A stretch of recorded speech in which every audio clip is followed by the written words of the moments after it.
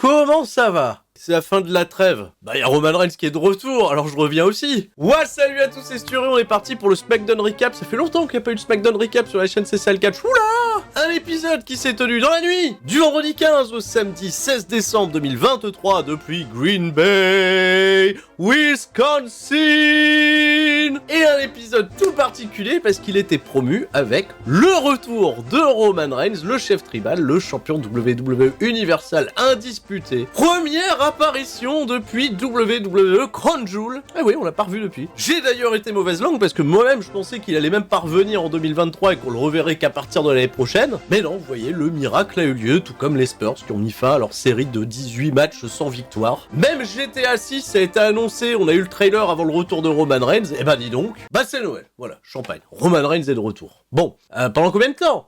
Ça va, ça cuisine. On prépare l'affiche contre Randy Orton, qui lui aussi a fait son retour. Randy Orton, quand il est revenu, ses intentions, elles étaient claires. C'était s'en prendre à la Bloodline, se venger pour avoir été mis sur le chef pendant 18 mois. Et il y a un autre catcheur qui a de l'unfinished business avec la Bloodline, bah c'est LA Knight, qui veut avoir son match revanche et qui ne perd pas son objectif de devenir champion WWE un jour. En parallèle de ça, si vous n'avez pas suivi, Logan Paul a déterminé qu'il y aurait un tournoi pour déterminer un aspirant numéro 1 à son championnat des États-Unis. Probablement que là aussi ça conduira à une affiche pour le Royal Rumble. Et dans la division féminine, il y a une mauvaise nouvelle puisque Charlotte Flair, la semaine dernière, après un mauvais bump lors de son combat contre Asuka, a malheureusement pété un peu sa beuge. Opération inévitable, elle sera, selon la WWE, absente pour une durée allant jusque 9 mois. Et ça risque de bouleverser les plans parce que ça la ferait louper de ce fait et le Royal Rumble, et WrestleMania, et même peut-être SummerSlam 2024. Et Backlash à Lyon. D'ailleurs, je le précise tout de suite, les places pour Backlash seront mises en vente. Pour les pré-inscrits au combo SmackDown plus Backlash, le 10 janvier à 10h du matin, donc il va falloir être au taquet. À noter que le site du LDLC Arena annonce le 11 janvier, donc ça c'est encore à vérifier. Et les ventes publiques auront lieu le vendredi 12 janvier à 10h du matin, là certainement pour les shows séparés. Une idée des prix, ça pour le moment j'en sais rien, reportez-vous peut-être pour avoir une idée à ce qui se pratique pour le show en Allemagne prévu pour cet été, où là on a une entrée de gamme de place à peu près 120 balles la place. Bon, et quand il y aura plus de précision, et bah comptez sur moi pour vous rapporter l'information lors d'un récap que je ferai sur la chaîne à l'occasion. Bien, l'introduction n'est toujours pas finie parce que je tenais quand même à vous remercier pour vos retours en masse sur le Qu'est-ce qui s'était passé de Halloween Havoc 1995. Pour ceux qui ont eu la chance de la voir, et bah oui, ça a été une des vidéos qui m'a demandé le plus de travail, de recontextualisation sur une période qui était loin d'être simple à présenter. Et oui, je vais prendre le crédit pour moi et pas pour l'autre qui est resté coincé dans le passé. Là, vos voyages dans le temps, ça m'a saoulé. Michel Beaujolais, on le reverra plus de ce fait, bah il est coincé. Après ça, j'ai déconnecté, je suis parti en vacances, je suis revenu cette semaine sur twitch.tv/Turi316 et si vous l'avez loupé aussi, il y a bien eu l'Euro Recap de cette semaine rediffusé sur la chaîne secondaire La Corde à Linge. Également un récap de NXT Deadline qui était super, avec le gros projet Trick Williams, ça fait plaisir. Baron Corbin dans le main event contre Ilya Dragunov, un Baron Corbin qui d'ailleurs est chaud patate pour aller écrire lui aussi la fin de son histoire, c'est ce qu'il a dit au micro de Sam Roberts. 2023, une année totalement folle, les fans ont commencé à chanter pour lui alors qu'il a rien demandé. branch you were talking about was that live event, Yeah. where I think it was like your first victory in. God knows how long. With that, and that to me was like Which was changed 2 minutes before it happened. for no reason in particular, I or mean, because they just loved me. really? Yeah. I mean, it was crazy. Yeah, So you mean it was changed mid-match? Yeah. That's wild, right? That's wild. I was like, the ref said something. I was like, you're drunk. What are you talking about? I don't win matches Yeah, anymore. exactly. I don't know if they told you this. Mute with the second my music hit and I walked out, I was like, what is that? And like Bailey said it, like people came running from the locker room, like, what was that pop for? And they're like, Corbin, what? I gotta go out and see this. Like, and then poor Boogs, when he came out, they just booed him. Like, who boos Rick Boogs? You couldn't. Like, they did. Wow. You know, I was stomping on him in the corner and they're chanting one more time. I'm like, oh, buddy, this is bad for you. Great for me. You know, it was funny because I was talking to a guy before the show who has a YouTube show out there, and apparently it's a massive wrestling podcast. And he was such an awesome dude, and we chatted food and we chatted wrestling, and he was talking about how he loved the Lone Wolf, and he was just playing. He's like, I haven't seen you wear shorts. I was like, dude, I'll wear shorts tonight. And like, I did wear shorts that night, which was so random. Like, I was like, I'm just gonna wear shorts because this guy told me to, and it's awesome. And I had fun with him. And he was like, dude, don't be surprised if you get cheered tonight, because we've been talking on the radio show on his podcast on YouTube about how I feel you're one of the most underappreciated superstars, and that you know, the people of France should show their appreciation for you. And dude, they did. That's wild, man. So like I attribute all the thanks to him because you know he's spreading the word. But he's like, dude, you're super talented. Everything you've done, I appreciate it. And it was crazy, man. Chills. Bon, bah j'ai fait une longue intro. Qu'est-ce qu'on fait SmackDown Recap? On est parti? Bah, qu'est-ce qui... Jeu générique! Et 1 et 2 et seulement 2, pas besoin de plus pour être heureux. On se détend, on allume l'ordi, c'est l'heure de retrouver Spirit. Ça va causer de 619, de son pom-pom de pedigree. Mais si comme moi t'as rien compris, t'es quand même le bienvenu. C'est ça le catch, de la passion et du fun. On se prépare pour le corps à corps, donc tout le monde reste fort. Allez, ne merdons pas une pinute, tout de suite Roman Reigns fait son arrivée, accompagné des membres de la Bloodline, Solo Sikoa, Jimmy Uso, Paul Heyman, la longue entrée. Comme d'habitude, le dédain sur son visage, est-ce qu'il va nous parler de CM Punk ? Ah, alors. Eh ben non, parce que CM Punk, il a décidé d'aller à Monday Night Raw, donc CM Punk, ça sera pas son problème. Il va même pas le dire, il va même pas l'évoquer. Il va demander à Green Bay, Wisconsin, de le reconnaître comme le chef de la tribu. Voilà, viteuf, c'est fait. Bon, maintenant, fermez-la. Il nous laisse sous-entendre qu'il vient plus souvent ces derniers temps, donc profitons de ce moment pour célébrer quelqu'un. Et ce quelqu'un, bah non, c'est pas Randy Orton. Arrêtez de déconner, soyons sérieux. Ce quelqu'un, il a pris ses responsabilités, il l'a rendu fier, et il compte sur lui pour devenir le futur chef tribal de la WWE, et ce quelqu'un, c'est... Eh bah non, c'est pas Jimmy Uso, bah non, mais non, Jimmy, il était là, il souriait, il enlevait sa veste, et ouais, c'est grâce à moi et tout. Rien du tout, Solo Sikoa, bien sûr, bah oui. Et Roman Reigns, il dit à Jimmy Uso, viens faire un câlin à ton frère, voilà, bon, il fait pas le câlin à son frère, il y a que Roman Reigns, gros câlin à Jimmy Uso, et à peine le temps de terminer le câlin, musique de Randy Orton. Allez, rentrons une bonne fois pour toutes dans le vif du sujet. Bon, on n'a pas eu une promo du calibre de celle de Seth Rollins contre CM Punk cette semaine à Monday Night Raw, mais les intentions de Randy Orton, elles sont claires. Il veut la tête de la Bloodline, il veut se venger de ce qui lui est arrivé il y a 1 an et demi. Roman Reigns, il répond à ça que rien du tout, blablabla. T'as été une star en 2007, mais on n'est plus du tout dans la même cour. C'est pas 18 mois que tu vas prendre, mais certainement la retraite. À ça, Randy Orton réplique que oui, les choses ont changé, les choses ont évolué. Roman Reigns, tu es incontestablement aujourd'hui une légende, et même si moi j'ai évolué, même si moi j'ai changé, il y a quelque chose en moi qui ne changera jamais. Je suis Randy Orton, le Legend Killer, la foule hurle, évidemment. Il va tenter un RKO en Soum Soum, mais ça va être contré, voilà, il va pas réussir à le porter, mais il va mettre en garde Roman Reigns, il lui a dit sur ce coup-là, il y a une chose qui est sûre, les voix dans ma tête elles m'ont dit que tu t'es chié dessus. Le challenge, il est lancé pour le Royal Rumble, challenge qui n'a pas été officialisé, le combat n'a pas été officialisé non plus, mais les intentions sont claires. Et aussi, ce soir, dans le main event, Randy Orton pourra se confronter à Jimmy Uso, en rappelant que la semaine dernière, Randy Orton était déjà confronté à Jimmy Uso et l'a vaincu au terme d'un match par équipe, aux côtés de LA Knight qui l'opposait aussi à Solo Sikoa. Un bon segment, bonne mise en bouche, même si j'attends toujours un petit peu plus, des apparitions de Roman Reigns, tant elles sont rares et précieuses, et peut-être importantes de ce fait, non, Lors de cet épisode de SmackDown, on aura également 2 combats prévus pour le tournoi qualificatif au rang d'aspirant numéro 1 au championnat des États-Unis. Il y a déjà 2 personnes qui se sont qualifiées, c'est Santos Escobar qui a battu Dragon Lee la semaine dernière, et Bobby Lashley qui s'est débarrassé très facilement de Karrion Kross. Cette semaine, Kevin Owens fera face à Austin Theory, c'est intéressant, il y a des comptes qui vont se régler, et le pote d'Austin Theory, Grayson Waller, affronte le choix en provenance de NXT de monsieur Shawn Michaels, à savoir l'ancien champion NXT lui-même, ancien champion nord-américain, Carmelo Hayes, qui de ce fait ses débuts à SmackDown pour une durée peut-être indéterminée, puisque Carmelo Hayes, on le sait bien, il a un gros programme peut-être autour de Trick Williams et Ilya Dragunov pour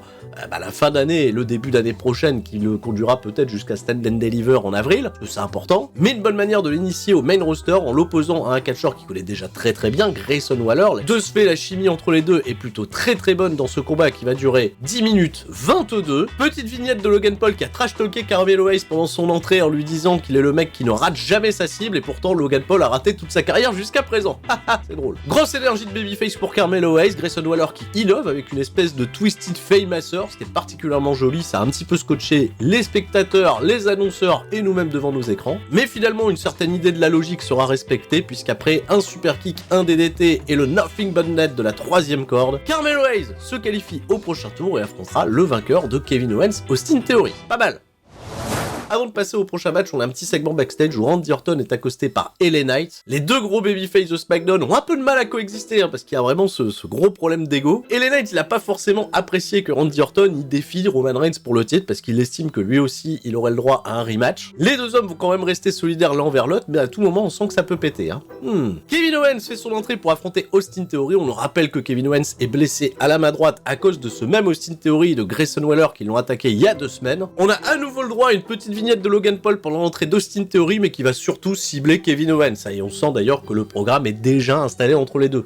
Ça spoil un peu la fin du tournoi. 14 minutes de match, un très très bon règlement de compte où Kevin Owens va vraiment avoir cette habitude de continuer à se battre, le keep fighting. Il va vendre cette main droite pendant tout le match et uniquement frapper de la gauche, qui va être un petit peu inhabituel pour lui. Austin Theory va vraiment livrer un très très bon match de catch, et on a pas mal de mouvements avec des grosses prises de risque, que ce soit dans le ring et également à l'extérieur. Finalement, Owens va réussir à faire un gros comeback après une Cannonball et une Swanton Bomb qui n'obtiendra qu'un compte de 2, et au moment de vouloir passer son stunner, Austin Theory va s'attaquer violemment à la main droite qui était blessée. Mais Kevin Owens, il va se souvenir que cette main droite elle est protégée par une attelle, et il va frapper Austin Theory de la main droite avec cette attelle qui va tout simplement l'assommer et lui permettre de remporter la victoire pour un compte de 3. Une victoire certes décrite comme un peu chanceuse, mais parlant de droite chanceuse, c'est un petit peu le slogan d'un certain Logan Paul. Et ça me plaît aussi. Vous l'aurez compris, la semaine prochaine, on aura un combat entre Kevin Owens et Carmelo Hayes. Affiche 100% babyface contre babyface, c'est totalement inédite. Carmelo Hayes va d'ailleurs croiser Kevin Owens et lui dire qu'il va pas falloir le prendre à la rigolade. Et pour l'autre demi-finale qui aura également lieu la semaine prochaine, on a eu un sweat clip sur Santos Escobar qui lui affrontera Bobby Lashley. Ça va être un combat cette fois-ci heel contre heel. Et les deux promos de part et d'autre étaient là aussi très très clairs. Pas mal de hype me concernant, même si bah oui, je suis déjà spoilé puisque le show a été enregistré. J'ai été lire les spoils.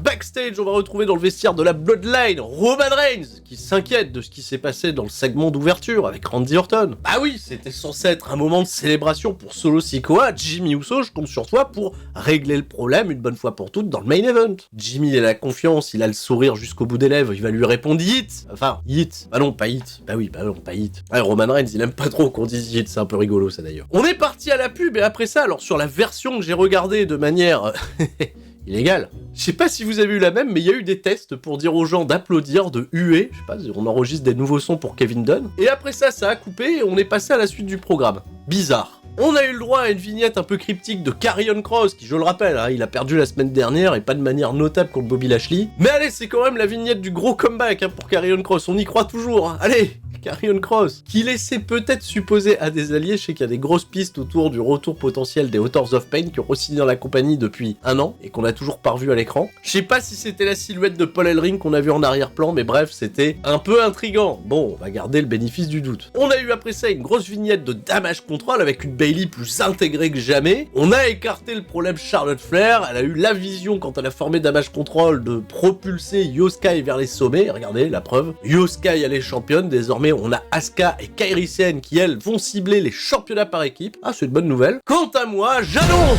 officiellement ma participation au Royal Rumble 2024. Pas moi, Bayley.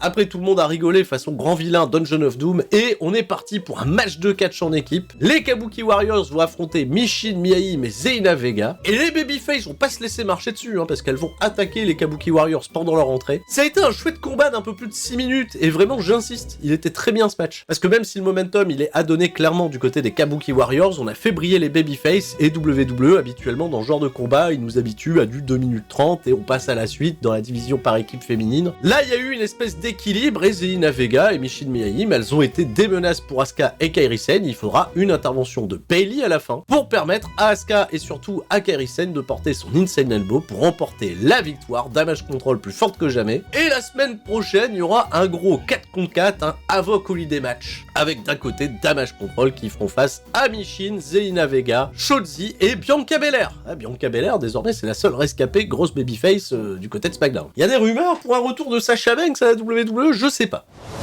Allez, on est parti, le main event. Randy Orton, la longue entrée, le visage bien déter, il a déjà eu 2 matchs à la WWE télévisée, il avait battu Dominic Mysterio dans un match assez fun. Puis dès lors qu'il a choisi SmackDown et qu'il a porté des RKO à Nick Aldis, qui lui a payé ses amendes et même des amendes en avance pour le futur RKO qu'il lui porterait, on n'a pas vu Nick Aldis d'ailleurs de l'épisode, mais Randy Orton, détendu, il affronte un Jimmy Uso qui prend les choses un petit peu trop à la légère. Jimmy Uso, il me plaît Jimmy Uso, je sais pas, il me donne toujours envie de gaulerie et on est parti pour un combat qui va durer pas loin de 15 minutes, et ouais, Randy Orton qui tient la distance, mais qui restait dans ses classiques. C'est principalement du gros acting, on fait des séquences qui permettent de ralentir le ring tout en divertissant les gens, et dans le comeback final, c'est les classiques, clothesline, power slam, DDT, on rajoute quelques petites feintes, on fait des petits contres, tout ça. Le RKO, bah c'est pas porté, parce que le RKO, c'est l'arrivée pour Solo Sikoa. Et Solo, donc, qui vient détourner l'attention de Randy Orton, bah pas bien longtemps, puisque LA Knight vient faire le save immédiatement. Jimmy Uso, il est trop tard, le RKO s'est porté, 1, 2, 3, Randy Orton remporte la victoire dans le main event. LA Knight, on a l'impression qu'il vient féliciter Randy Orton, il va se faire attaquer dans le dos par Roman Reigns. Et Roman Reigns, Randy Orton, peut-être qu'on n'aura pas à attendre le Royal Rumble, on aura de la bagarre et de la physicalité dès maintenant, ça rentre dans le ring, ça s'envoie quelques droites, et